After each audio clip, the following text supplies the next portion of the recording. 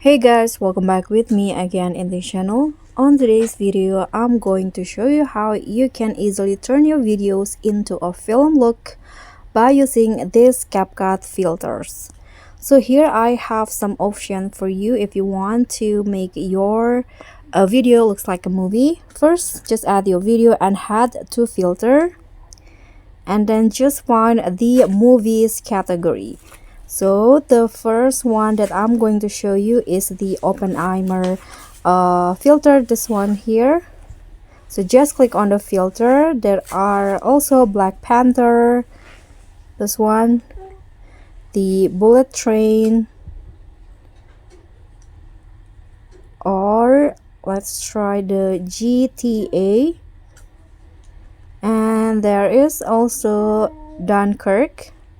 So you can just choose which one that you think fits your needs the best. There's also Oasis, Freedom, and you can adjust the intensity to your liking. Just click on the check icon when you're done, and that's it. Thank you so much for watching. Don't forget to like, comment, and subscribe. Also click on the thanks. Bye.